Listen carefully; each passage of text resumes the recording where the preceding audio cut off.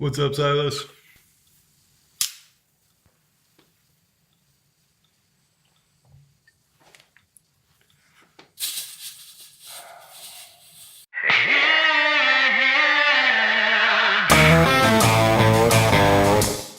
Good morning, everybody. I'm Adam Bilsing, and this is day 97 of the Oregon Drum Project. Welcome to it. I'll be working on brushes today, heading steadily towards my ultimate goal of ecstatic improvisation through technical mastery of the drum set. We're up bright and early. Levon's got a bone already. He's a very happy dude.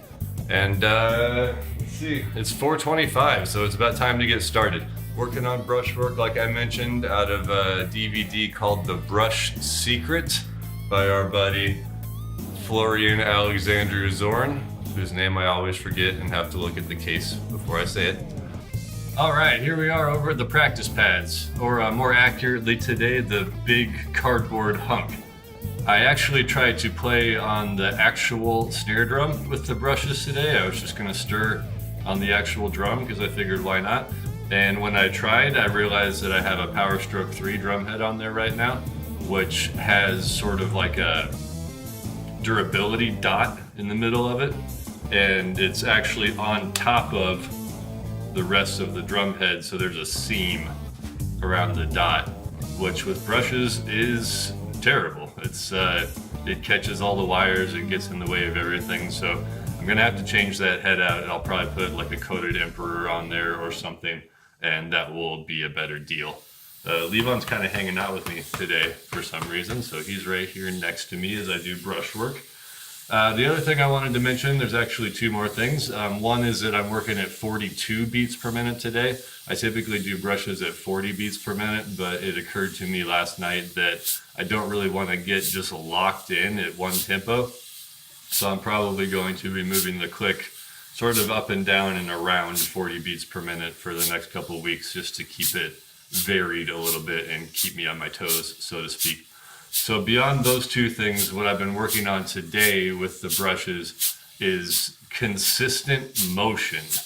I've been noticing as I go through these accents, especially when I'm sort of uncomfortable with the pattern, it's really easy for me to play the accent, like the acceleration accent, and then sort of just rest my hand there while the other hand does its accent, which is sort of not the point when it comes to brushes. I'm supposed to be keeping a consistent sort of sound happening underneath all of the accents. So what I've really been concentrating on today is keeping my hands in constant and consistent motion, even when they are not playing an accent. So they're sort of just in the background. So I'm gonna run through sort of up and down through the tables of time like I tend to do here on the brushes. I'm gonna use my favorite pattern, which is the wax on motion. So both hands are going inward, and I'll have the right hand on top, which is again my favorite pattern, the easiest one for me to play in traditional grip here. And pay close attention to the hand that is not playing the accents, because I'm going to be trying to pay a lot of attention there and working on keeping both brushes consistently in motion, no matter what the other brush is doing. So that's what I'm about to show you. We'll see how it goes and talk about it a little bit on the other side.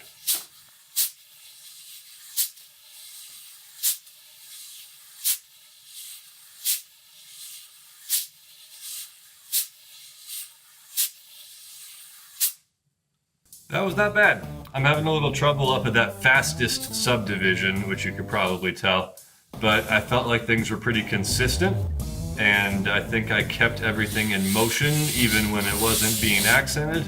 The key, I think, so far is that you kind of have to keep your arms going in the way that you typically do, and then sort of use your wrist and your fingers for the accents. And I've sort of mentioned this before, but for brushes, I'm playing French grip in the right hand, which is sort of this thumb on top, palm up style. Florian describes it as, this is French grip, This is American grip, sort of halfway in between. And then this is German grip, all the way turned over with your palms facing all the way down. And for brushes, this really limits your side-to-side motion. So French grip gives you this whole sweep. So I don't usually play French grip, and it's a little weird, but it works well for brushes, and that's why you see my hands open so much like this. And it works well together with the arm motion to have these snap accents like that. So anyway, it's about time to wrap it up for the day. I think I might do that same thing one more time and pretty much call it. So I'll talk to you in a few minutes. Well, all right. That about wraps it up for day 97 of the Oregon Drum Project. It's been a pretty good day. I just ran through a couple more of those brush exercises, and there have been parts of today that felt really good and parts of today that did not feel so great.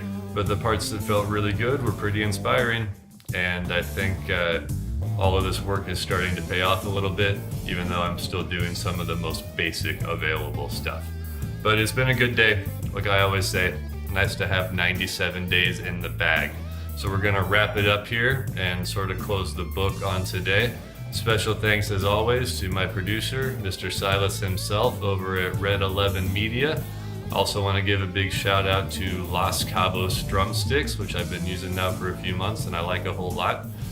Today, I was still on the cardboard hunk, but I shall soon probably be playing on Remo drum heads, so it'll be nice to be on those again. So that's what I've been using.